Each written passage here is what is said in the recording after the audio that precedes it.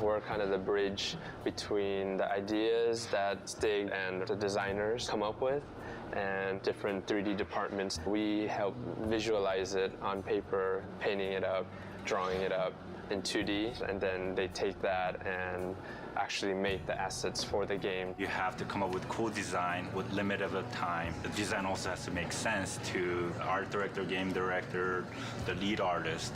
So it's definitely fun, but it's stressful. What's usually given to us is a quick description and then sometimes a write-up on whatever that creature or character has to do, their function in game, and there's always sort of a highlight on special abilities or things that we need to focus on. There's only 4 concept artists here. We all sit together, so we do get to see what we're doing. I feel like I should know a lot more about Greek mythology by now. I should have my PhD degree or something. Yeah.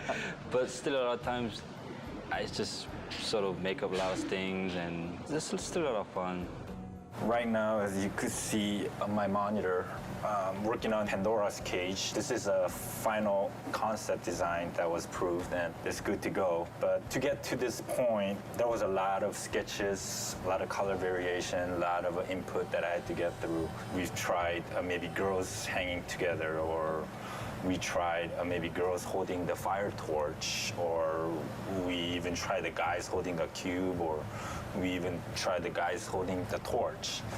So after all this variation, the one got picked, which was this 2 characters, Icarus. Because I mainly focus on environment, I took a lot of pictures of myself. Actually, it was my wife took it for me last night. It's kind of embarrassing to show, but I'm wearing my boxers and just shirt. Just trying to come up with the pose that I want, even the back part, the front side, and even the hands. So a little frustrating because I do environment paintings, which deals with a lot of rectangles and cubes and where the light is gonna hit and all that. But when it comes to character, it's more organic. For me, it's more difficult.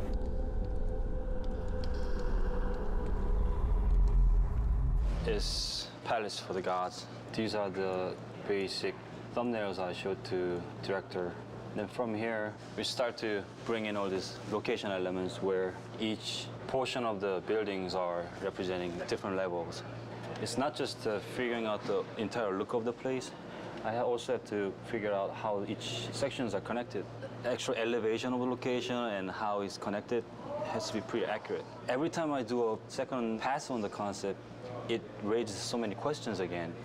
Feedback means change, and after that it raises different questions, and another meeting, and feedback again, and changes. So it started with a very ambitious and very inspired task, and then slowly became a big headache. But the funny thing is, you never get to see this scale in actual game, because actual gameplay only takes place in this top section here.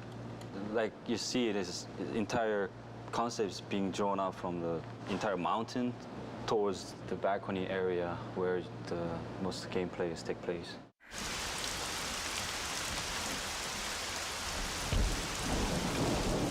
One of my most favorite tasks was to create Aphrodite, the goddess of love. My chore, as it were, was to create the most beautiful woman that ever existed in Greek mythology.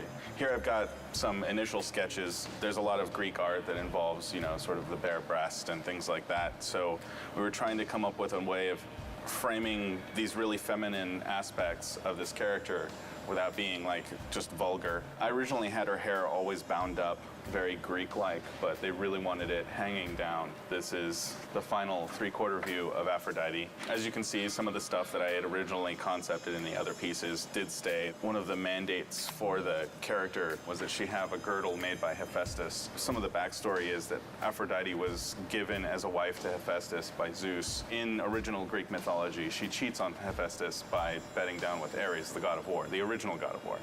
He punishes her by catching her in a trap with Ares and sort of parades the two of them in front of the other gods to shame them. And she was ashamed. She's a naughty girl. But in our story, he just kept her trapped. We've got various somewhat sexy bondagey entrapments that we've worked up. So the modelers will take this and build, Aphrodite in the flesh. And I must say, I'm really looking forward to see what they do with it. Do you know how long it's been since a real man has come into my chambers? Those bridges outside are nearly destroyed. Zeus refuses to have that stupid mortal Daedalus stop working on his precious labyrinth to fix them.